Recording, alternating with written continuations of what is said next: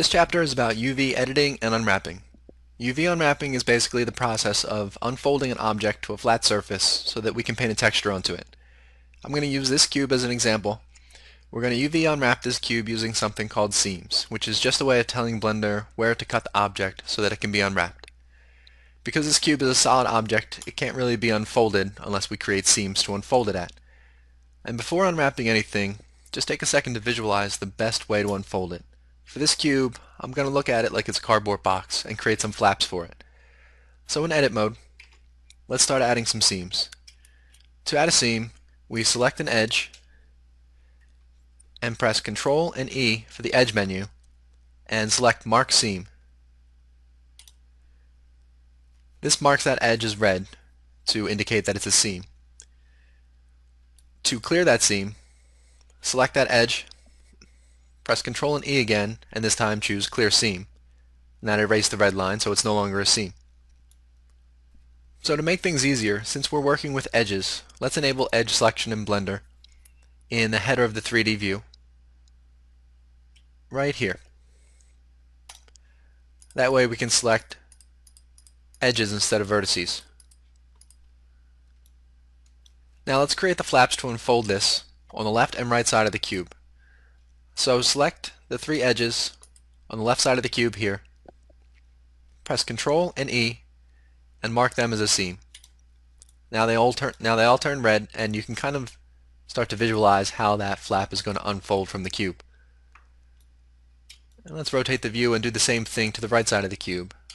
Select these three edges, press Ctrl and E, and select Mark Seam. So now we have two flaps of the cube that will unfold outward.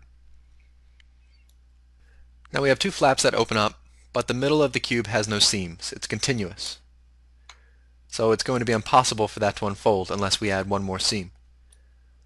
So let's select the bottom edge here, press Ctrl and E, and select Mark Seam. And that should do it. The whole cube should unfold perfectly now. To actually unwrap it, let's stretch the UV window over here so we have some space to work with. And press the A key over the 3D view to make sure that the entire cube is selected. And press the U key for the Unwrap menu, or for the UV mapping menu, and select the option Unwrap. Boom. A perfectly unwrapped cube. These are the two flaps that we created seams for first, that unfolded to the side, and this is the center of the cube, unwrapped right where we placed that seam. So Blender automatically unfolded the cube based on where we placed our seams. And this is the result. Now let me go over what you're seeing here. It's basically the same as in edit mode. There's vertices, there's edges, and there's faces. And all of them can be modified in lots of the same ways as edit mode. Same selection tools. You can use the A key to select all and deselect all. You can right click to select individual elements. Hold shift to select multiple elements. You can even scale them using the S key, or rotate them with the R key, and move them with the G key. There's even a little cursor here as well, which you can use as a pivot point just like we do in 3D view. And to enable that as the pivot point, in the header of the UV window, select this menu here for pivot type and change it to 2D cursor. Now when you do things like rotate or scale, they'll do it based on where that cursor is placed, just like in the 3D view. I'm going to change that back to median point. Now the light gray area here is our workspace. You can go outside the bounds of the workspace and the image you have applied to the UVs will just begin repeating. But for right now we're going to stay within this workspace. Because when we go to export this layout as an image, it will only take into account all the UVs within the area of the workspace. So I'm going to scale these UVs down just a little bit so that they're not flush against the edge of the workspace. And I'm going to move them up a little bit just to center it, just for the hell of it. Now to export this as an image, go into the UVs menu and select the top option, Export UV Layout. This opens up the image save dialog. And I'm going to save this image to my desktop. I'm going to call it UV Unwrapping.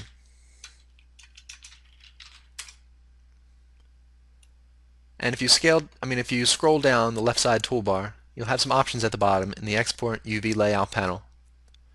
Options like the format of the image and most notably the size of the image, which by default is 1024 by 1024. I'm going to leave everything as is and just save this as uv-unwrapping.png and press enter. Now we save that image, and now we can open it up in Photoshop and paint onto it.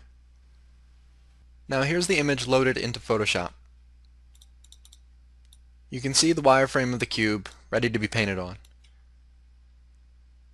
After we're done creating a quick texture, we'll load this into Blender and apply it to our cube. So let's start by underneath the wireframe layer, and let's use the paint bucket tool to fill that layer with a brown wood color. There we go. Now I'm going to use the paintbrush tool and just paint some lines to be the wood grain. I don't know what I'm doing here. The color might look a little bit off. That's because the layer on top is not completely transparent. So if you hide that and unhide it, you can even lower the opacity. Whoops, wrong layer. Or even change the layer type to multiply. Let's keep it like that. So back down to the brown layer. I'm going to paint some more wood grain.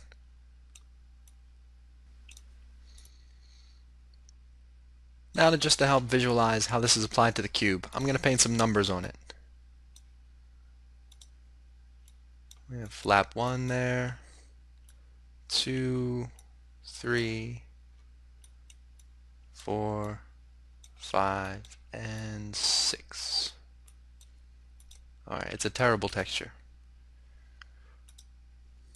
So let's save this image, and then we're going to open up Blender and load it in and apply it to the cube.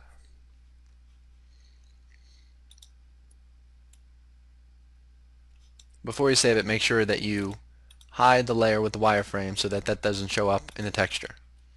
So with that layer hidden, go to File, Save As, and save it as whatever you want.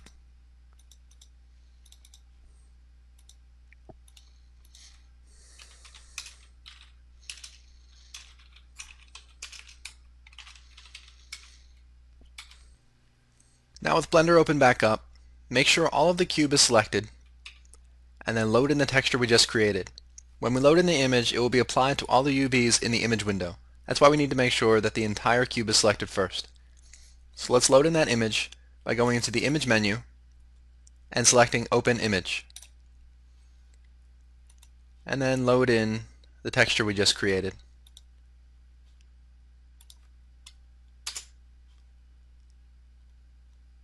Here's our texture, and you can see the UVs on top of it, perfectly aligned with how we painted it. But this doesn't show up on our cube in the 3D view though. So for previewing sake, let's enable something called Textured Solid, so we can preview how the texture is applied to our cube. We can enable this by expanding the right side toolbar, and down in the display panel, enable the option Textured Solid. Now in solid shaded view, you can see the images applied to the cube's UVs. You can see we've successfully UV mapped our cube.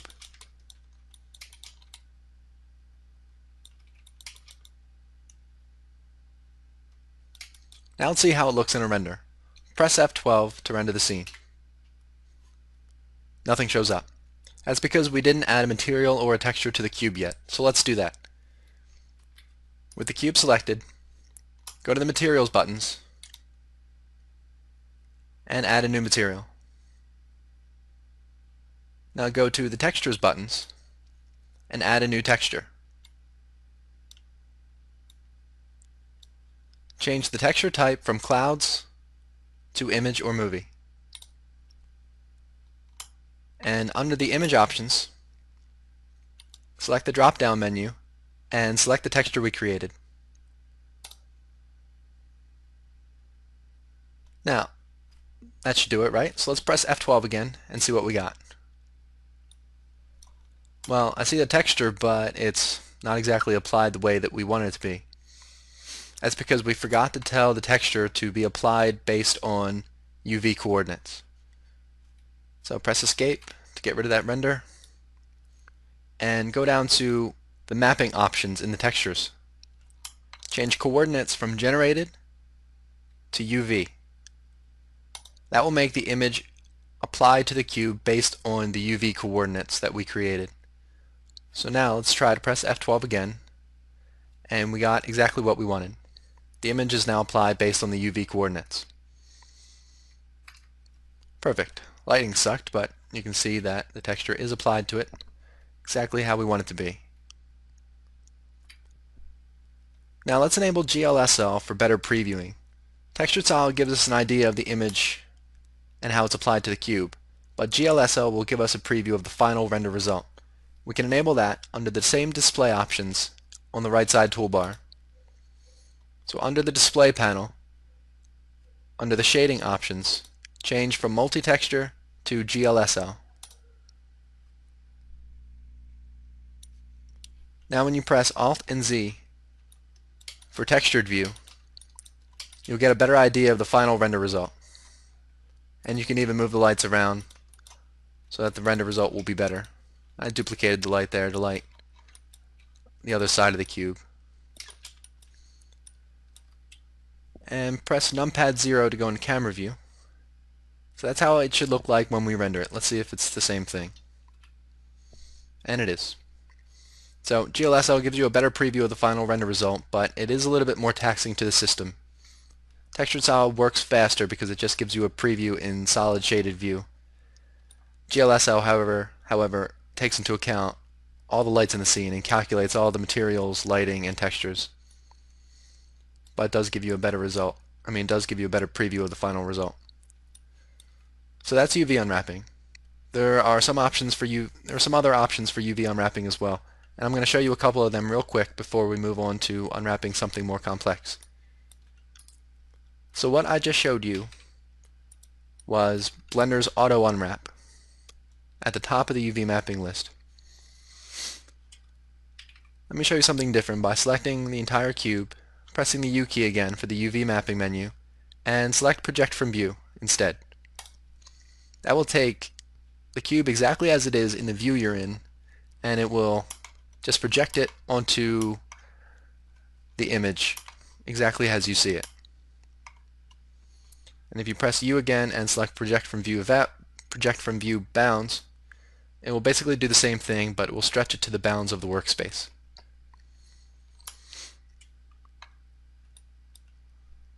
Now I'm going to delete that cube, and in top view, I'm going to add a mesh sphere. With the entire sphere selected, in front view, press the U key and select Sphere Projection. So this is Blender's automated way of trying to unwrap a sphere. And it actually works pretty good.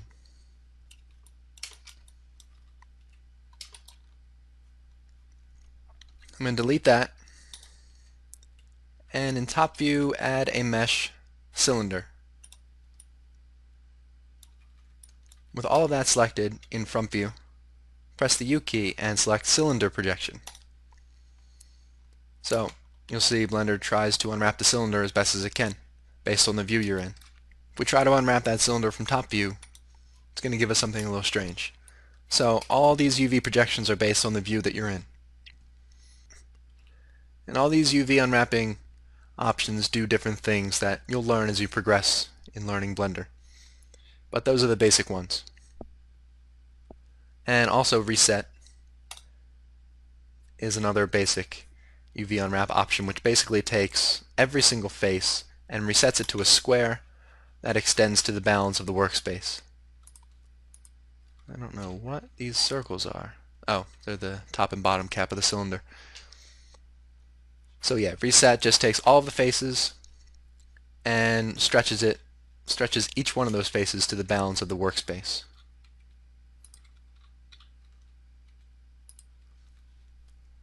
That does it for the basics of UV unwrapping. So we're going to move on now to learning how to unwrap a human head.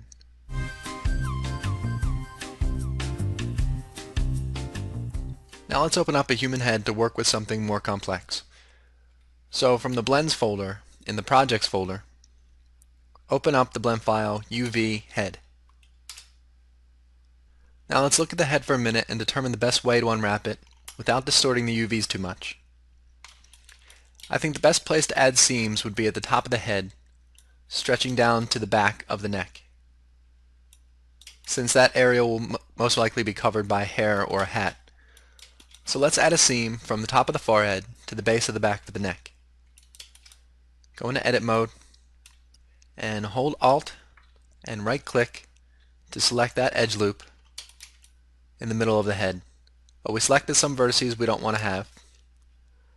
So in wireframe view, we want to press the B key for border select and middle mouse click and drag to deselect these vertices right there. So now only the edges at the top of the forehead to the base of the back of the neck are selected. Now press Ctrl and E and mark them as a seam. I'm going to stretch this window over and I'm going to select all the vertices of the head, press the U key for the UV mapping menu and select Unwrap. And let's see what we've got.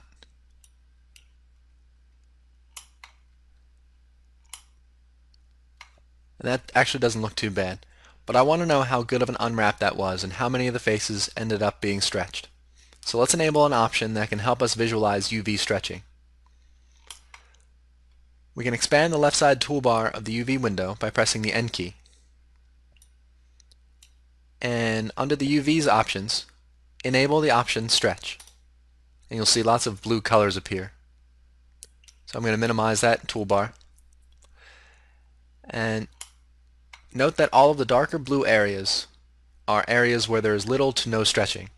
But the lighter the color gets, the more stretching there is, and the more warped a texture will appear in those areas. You can see as I move some of the UVs, the colors become more or less bright, indicating more or less stretching. So if I stretch that UV all the way over there, you can see that any texture that's applied in that area will be very distorted and very stretched out. It's impossible to unwrap this head perfectly, but the goal is to unwrap it with as little stretching as possible so the texture looks its best when applied to it. What we have now actually isn't too bad. All the important areas like the face, around the eyes, nose, mouth, and forehead, cheeks, and all that are actually well preserved. But you can see some stretching and it gets a little bit lighter on the top of the scalp here and a little bit under the chin.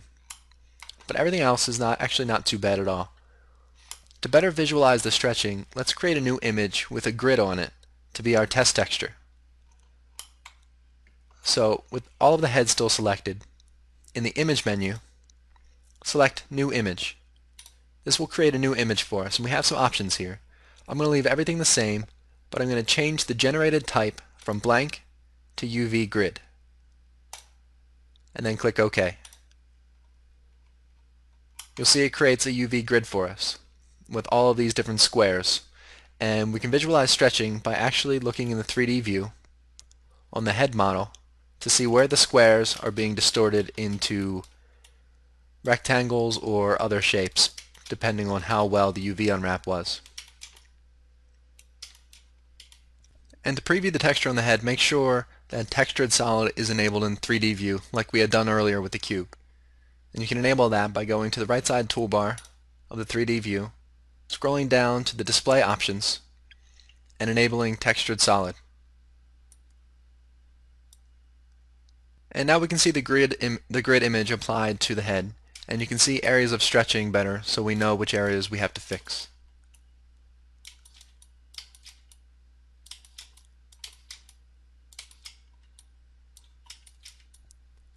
Let's add a couple extra seams along the hairline to better preserve the face and scalp UVs better. So back in edit mode. At the bottom of where the original seam is, I'm going to select the edges branching out to the right along the hairline there. Press Ctrl and E to mark them as a seam, And I'm going to do the same thing with the other side of the head. Control E, mark as seam. So our seams look like that. It kind of looks like we're dissecting this scalp here. So select all the vertices again, press the U key, and let's select unwrap one more time. You can see the scalp kind of splits off from the forehead now, and the UV stretching on top of the head is much less extreme. Just to satisfy my own annoyance with this being sideways, I'm going to rotate that to the left 90 degrees and move it back in the workspace. So let's get out of edit mode and see what we've got. You can see where the seams are here. So you'll need to be careful when painting the texture that the seam in the texture isn't visible. But if you have things like hair or a hat on the character, that's not going to be very visible. But you can see the squares on top of the head are now much better and less stretched out and distorted. So all in all, I think we unwrapped the head pretty well. Now you can go through and add some more seams to help fix some more areas of stretching, or you can manually move some of the UVs around to fix things.